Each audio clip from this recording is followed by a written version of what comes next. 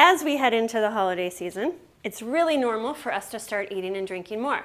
It's all going to start with Halloween, right? We're going to be giving out that candy to the kids, or maybe we're going to go to a Halloween party and we're just going to be maybe indulging a little bit more. And as time goes on over the next couple months, there's more celebrations, there's holiday celebrations at work, and so on and so forth. So we end up going to more social events, we end up eating more, drinking more, and then there's the shopping for the holidays and all that busy stuff, right?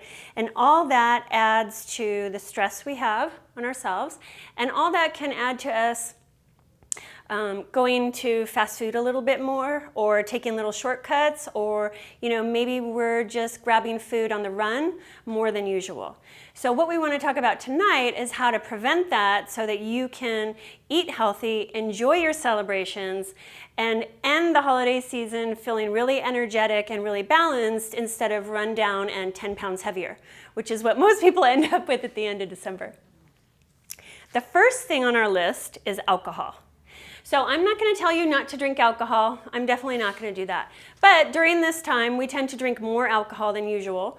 And so, celebrations, we're with family, the family feeding frenzy, and we may find ourselves having more drinks than we usually would. So I'm just going to recommend drinking less, or just setting a limit before you go to your celebrations. Because over time, all that alcohol in your body can create more toxins. You've heard of, like Harvey was talking about, the toxic liver. So it really can create a situation where your body starts to feel really run down if you're drinking more alcohol than usual. So what you should do in between is try and hydrate. It's a little trick when you go to a party. Have your drink, hydrate with water, have another drink later if you're a true drink person. Try to avoid getting really drunk, although that can happen on occasion, right? New Year's is known for getting really drunk. So try to avoid getting really drunk, but if you do, make sure to detox afterwards and drink lots of water. The second point is refined sugar. So it's already all over the place in our food supply. If you guys didn't know that, just look at your labels. There's very few labels. Even some meats have sugar added to it, prepared meats. So you're going to find a lot of sugar anyway, and then during the holidays we find ourselves, oh, here, have some cookies, I brought them for you, and here's some, muffins, whatever it might be. And so we find ourselves, okay, I'll have this, I'll eat some more. But refined sugar really does a doozy on our body, which I'll be talking about a little bit later, exactly what the effects are on our body. And so we want to try and eat higher quality. If you're going to eat a sugary food, try and choose a higher quality sugary food.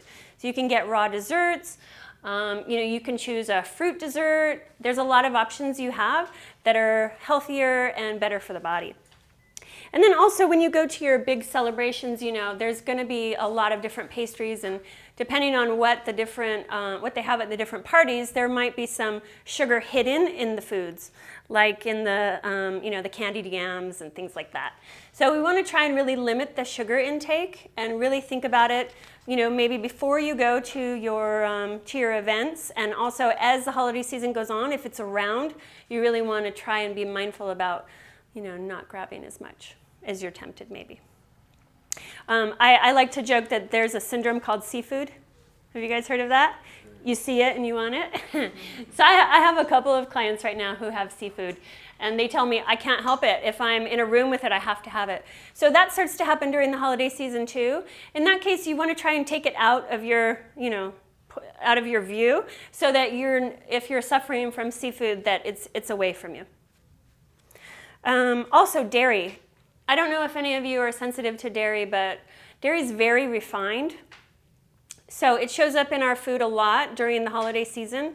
A lot of the dishes have dairy hidden in it, and it can be hard to digest. So we just want to be mindful of that too.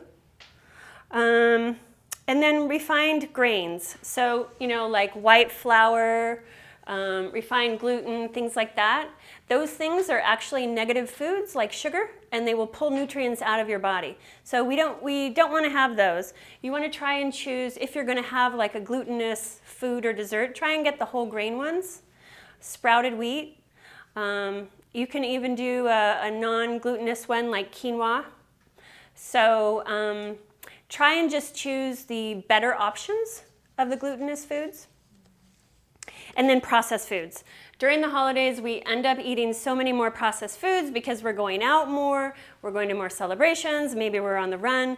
So we really want to think about places that you would go. For example, if you're eating out and you can't help it, you're going through the drive-thru, I would recommend picking 2 or 3 places that have really good quality choices where you can go through the drive-thru or you can even go in and pick it up and have a good quality food rather than, some of those other ones, maybe like the Golden Arches or something like that, that don't have really good quality food. That would be the first step. And then the next step would be a gradiently better option, like what could you bring and easily have in your car with you. So there's steps to getting to your goals. Also, when you're at holiday celebrations, know what to load up on. So load up on the greens, load up on the vegetables, load up on the good, healthy foods. If you focus on those, like you were saying, what do you do with this feeding frenzy? If you get there and there's all this stuff that is like not the best for you, but then there's other things like the green vegetables or some of those other dishes, then you can also focus on those. And when you go to these holiday celebrations, you can bring your own dishes. If it's a potluck, try and bring a vegetable, try and bring a healthy dish, and then you'll ensure that you have one while you're there so that that there's something that you're going to eat that's going to be helpful and enjoyable. Also, starchy root vegetables. This is the time of year for starchy root vegetables, like parsnips, things like that. And so enjoying roasted root vegetables is always a good idea. Whole grains and legumes. So if you are a gluten eater, then you want to focus on whole grains. So this would be like sprouted wheat, whole wheat. You can go with brown rice, which has no gluten in it. And then your legumes. And you can make dishes with those in it. You can make casseroles. If those are at the holiday celebrations or even available throughout this time, if you make soups, you can include those in there. And those will add a lot of fiber, a lot of B vitamins. And those will be really nice if it ever gets cold and really enjoyable. Fresh fruit, like berries and things like that, great, high in antioxidants. So really good choice if you have a sweet tooth and you don't want to do, all the sweets. And then you can try some homemade vegan creations. Harvey is our expert on that. He's got a lot of great recipes on vegan creations. Has anybody tried vegan food? Just one. So, 2, okay. So that's an option too. This is, food that's without dairy and without animal protein. And so things like acorn squash, stuffed with another vegetable, or squashes are very popular. Brown rice, acorn squash stuffed with brown rice. Lots of stuffed big mushrooms and stuff like that. Oh yeah, portobello mushrooms, things like that. Or like hang out with a vegan person at a party for a while. And just see what they eat. Yeah. And a lot of times that'll be lighter fare and it'll be really satisfying and you get to try something new. So the next thing is how to fill your plate. So just in general, this is a good thing. Does anybody know how to fill your plate? Have you heard that rule yet? Okay, one has. Okay. Yes, no, sort of. Okay. Okay. So how to fill your plate. You've got your plate in front of you. You want to do half your plate in vegetables. So whatever that might be, whatever the vegetables you enjoy eating, whether those are greens or cut vegetables or whatever, half your plate in vegetables. It's going to provide lots of antioxidants and fiber. Then you're going to cut the other half in quarters. So there's going to be a quarter here. That's going to be your protein. So whatever that might be, your meat or your beans or whatever your protein is for that meal. And then you're going to cut the other quarter in half again, and one part of it's going to be grains and the other part's going to be your healthy fats. So that could be avocado, that could be nuts, that could be oils, whatever that looks like. And then you just stir it all together and have a nice meal. So if you really focus on getting in more of the vegetables, you're going to be getting in so many more nutrients and you're going to feel better and lighter. And I recommend doing that throughout the whole year. You don't have to wait for the holiday season to do that.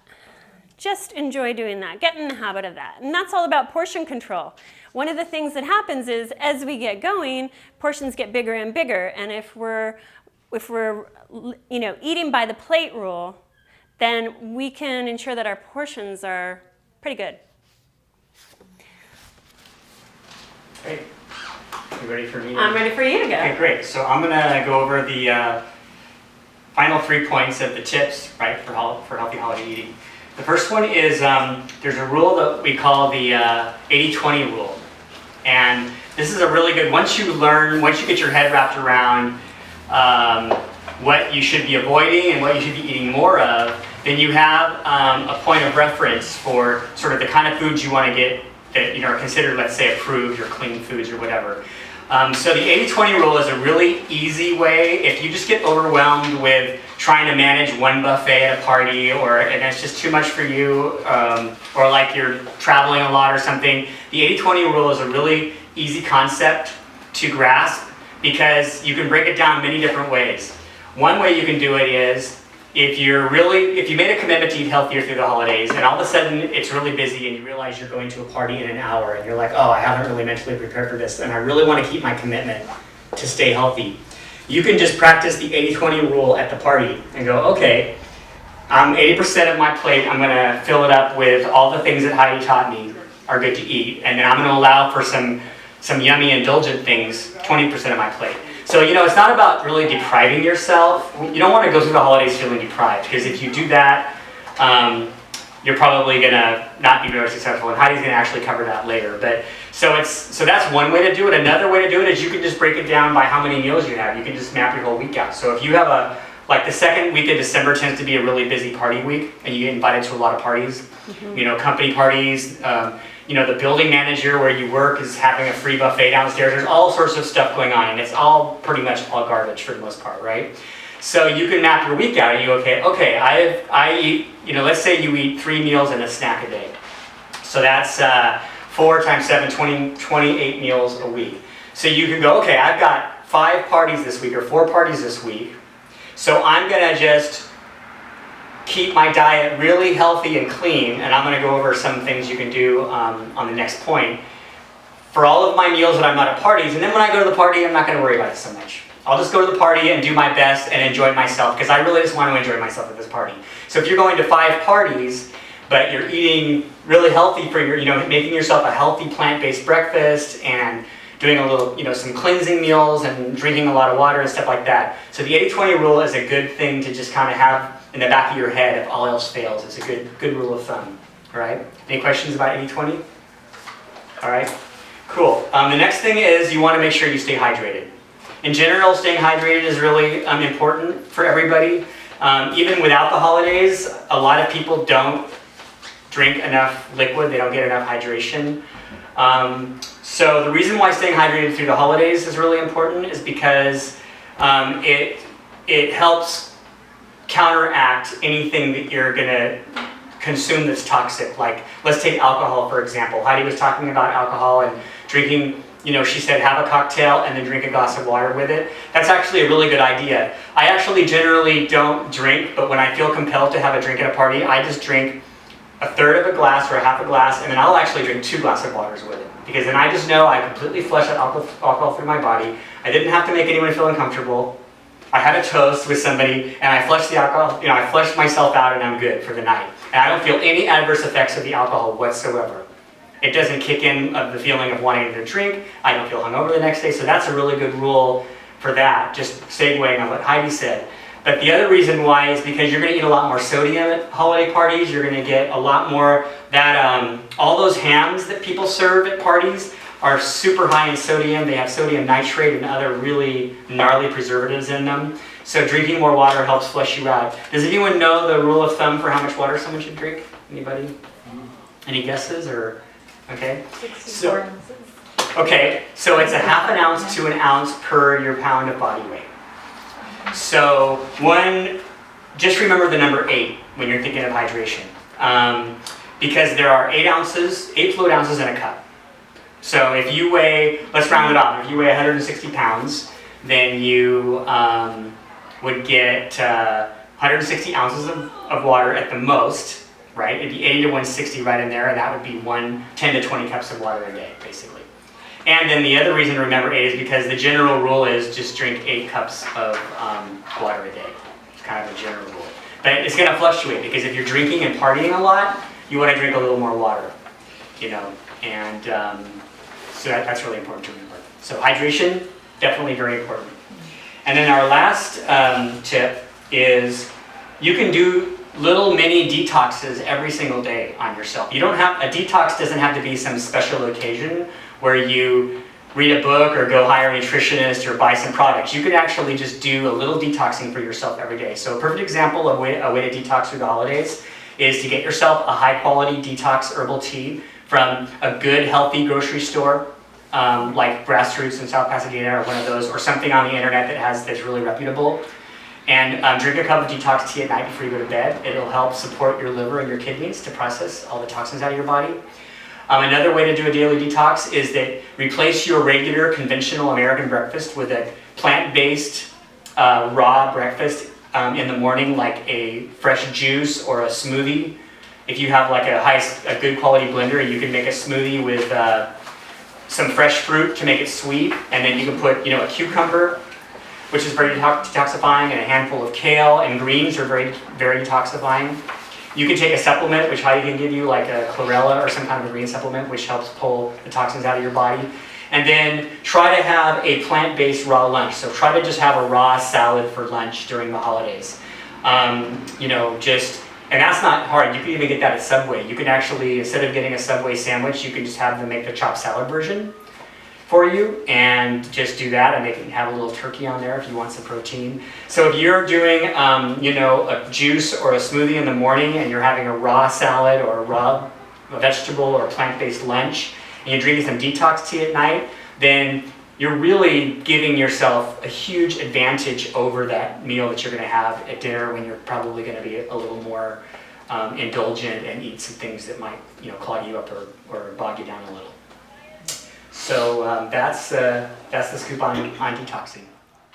Yeah, detoxing is so great. I definitely want to make sure that everybody heard that, the importance of that, because as we go through the holiday season, we don't want to deprive ourselves, so we want to enjoy ourselves. But if we sort of overindulge, we want to make sure we have some tools in place to help us feel better, so that we're not feeling run down from overindulging. And those are really simple, easy to do things where you can pack a salad or get a side salad and make sure that that's on your mind. You can get some really good juice. You can juice yourself. So those are really good tips to help carry you through in between when you're maybe going to be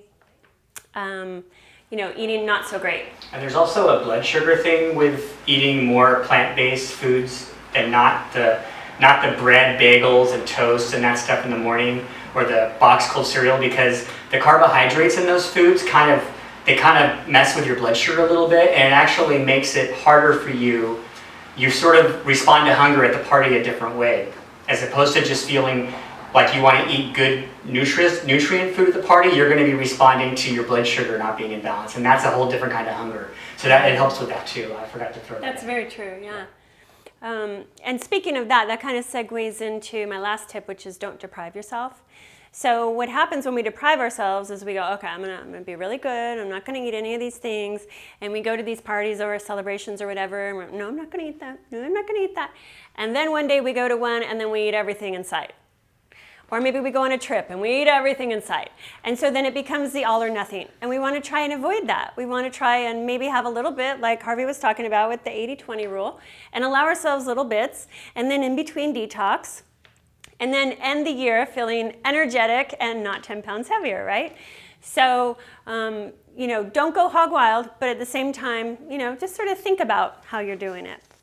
So essentially what happens when we're going through the holiday season and we're feeling a little bit out of control and we're maybe overindulging, like we talked about in that handout right there, what's happening is we're adding toxins to our body.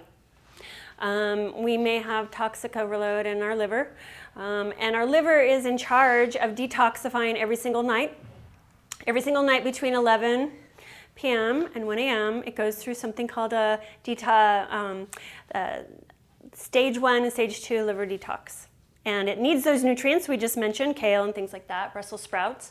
And so it actually has this little job it does where it scrubs and cleans and goes through this whole cycle. And so if we're overwhelmed with toxins, it may not do its job. It's like if you were cleaning your house, but then you forgot to clean 4 days, or things were piling up quicker than you could clean, you just would never be on top of it. So that can happen to the liver. So we could get overwhelmed with toxins as we go through the holiday season. And getting overwhelmed with toxins can then put stress on our organs, right? On our liver, like I mentioned. And then we won't have those nutrients we need to go through that stage 1 and stage 2 detox cycle. Or we might not have the B vitamins we need to metabolize our food, or so on and so forth. There's a lot of different nutrients that we need to take in to metabolize our food. And so then if we don't have the nutrients we need, well, toxins are going to build up. And then we're just going to be going in this really lovely, not so fun cycle, right? So this is just going to keep going and getting out of control. So at some point, we need to put a stop, right? And we need to find out, in your body specifically, what are the nutritional deficiencies and how to take care of them, and how to let your body detox. So I want to have you guys now go into your packet. I know you were filling out your stuff, and pick out the one about sugar. Yeah, that's the one. And on one side there's a quiz. Did everyone fill out the quiz?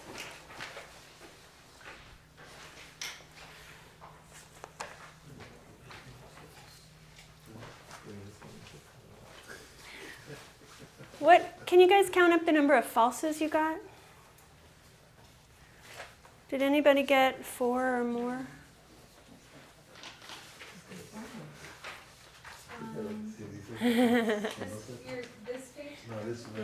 I think it's on the last. Almost the last page. Almost the last page.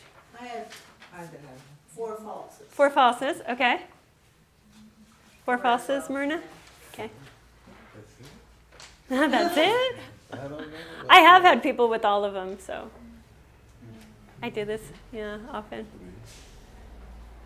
It's true. Yeah, it's true. You guys are the sweet tooth people, aren't you?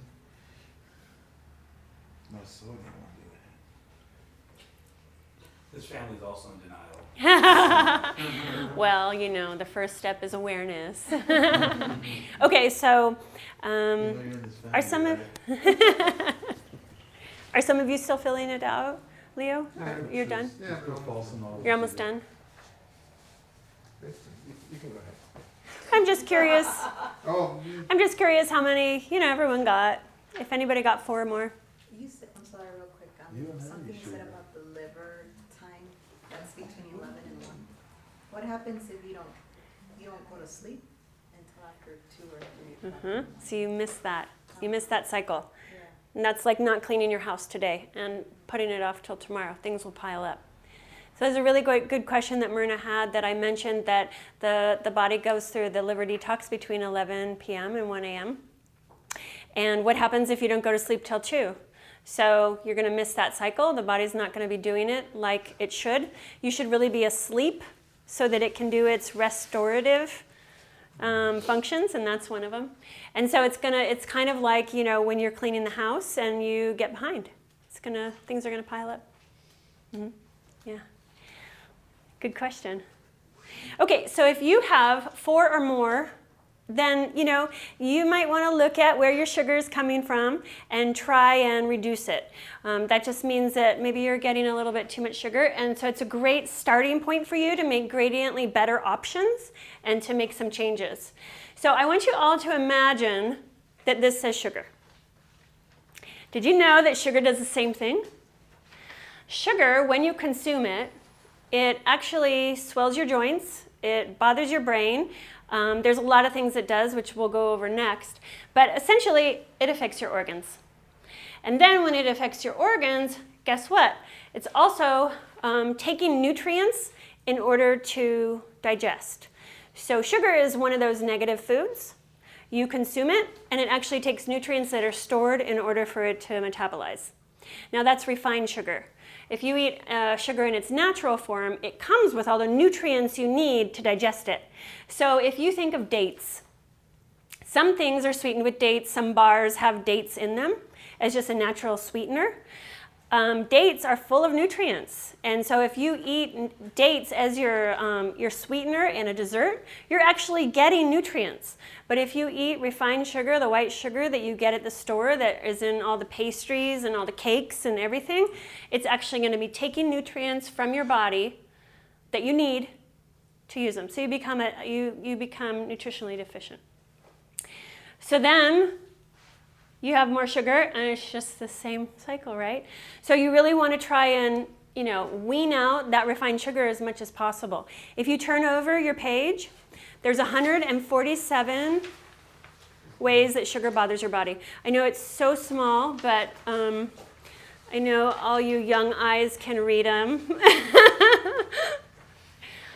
So can you hand me one packet? I'm going to read off one that I find interesting.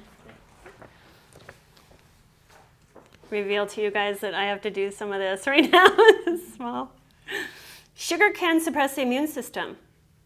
So, when people have cancer, they always say the first thing you want to do is cut out sugar. There's a reason for that.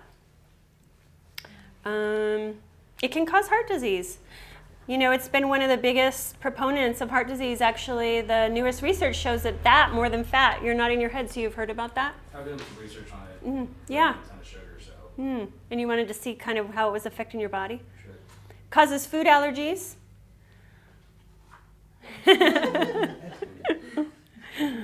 So anyways, the list goes on and on. It can damage the pancreas. So that's, back to the organ dysfunction. The pancreas is what is in charge of processing the sugar. So this is a really handy sheet. Sugar can, produce a significant rise in triglycerides. Uh-huh. Yeah. So that's the newest research that's coming out, that's actually more a proponent of heart disease, and that's the mechanism. Yeah. So now you know. Yeah. So even if you don't have toxic overload in your body, on the sheet with 147 reasons to stop sugar, that's enough right there to stop sugar. So the system that I use is called nutrition response testing. And essentially it helps me find out how your body's working and where the nutrition deficiencies are. So I'll have Dan come up so I can demonstrate on him. So first, I need you all to understand that Dan has a certain amount of energy around his body, right? We all do. And it's similar to if you guys were walking on a frozen lake and you fell in, you'd start to freeze, right? So what would happen with hypothermia is the body will bring all the energy up to the core, and it will sacrifice the fingers, the toes, and the nose. And the reason why it does that, have you guys ever wondered? Because you can't live without this, but you can, believe it or not, live without this. So the same concept is at play with nutrition response testing. So Dan here right now is not under stress, right? And if he gives me his arm and I press on it, it's nice and this is for demonstration only. So if I press on it, it's nice and strong. Well, let's say that Dan has heart disease. And I press on his heart point and his arm goes down. Why does that happen? Well, it's that same principle. His body wants to focus on the organ that's under more stress, or the organ that he needs to take care of and solve more and protect more than the arm. The arm is just an indicator. So when you go to the doctor and they hit your knee and your knee goes up, it's pretty much a reflex. So we're using the arm as a reflex to sort of access what's going on in his body. So then what I do is I take his arm and I check all the different organ points in his body and I find out which ones are weak. Woo! No, I'm just kidding. You did fight that one. And which ones are nice and strong, okay? Then I find out what's going on in his body and what his nutrition deficiencies are. And then I put together something called designed clinical nutrition. So, get my little vial. So, this tester kit is a tester kit of supplements. And it has its own makeup of nutrients. and it exhibits its own energy, right? And everything has a certain level of energy, like about 2 feet of energy. It's similar to the sun. You know, the sun is a really big example. We can feel it. We can feel the heat. We can see the brightness of it.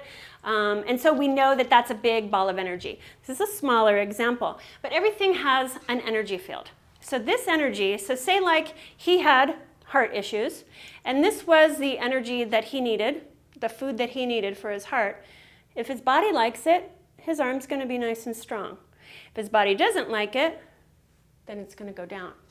And then from there, I designed his clinical program based on what his body needs specifically. So thank you very much. Yay. Good job. So it's like if we were all going to go to a wedding and all the men were going to wear tuxes and all the women we were going to wear the dresses, right? Well, we'd have to go and get it tailored to us. It's the same thing. Clinical design nutrition, I tailor it to what's going on in your body. So I find out what are the barriers to healing, I find out what nutrients you're missing, and then I design a program specifically for you, based on all the history that you've given me and everything that's going on, so that we can balance out your body and bring about good health. So, what I'm trying to do is improve overall health. So it took a while for all of us to have our health problems. For me, you know, it was ongoing for several years, and I was looking for solutions all over the place. So it was many years that I had the asthma and this stuff going on. So, you know, it took time to get there, and it took time to unwind it. For me, it took about 6 months before I was really feeling good. But for other people, it could take longer, and other people shorter. But the whole point is it's not a quick fix, and it's really designed to help balance out the body. And let me tell you, every penny that I spent trying to feel better was worth it, because I haven't had asthma in over 4 years. And my husband and I went on this 30-mile backpacking trip. I brought my asthma medication. I didn't even need to use it once. And I used to have to take it before walking down the street. So for me, every single penny I spent on it was worth it. Everything that we do here is safe and natural, and it can also be combined with prescription medication or any other treatments. I use whole food supplements to help balance out the body by a company called Standard Process that's been around since 1929, and they have their own organic farm in Wisconsin, which I've gone and visited. So it's really wonderful.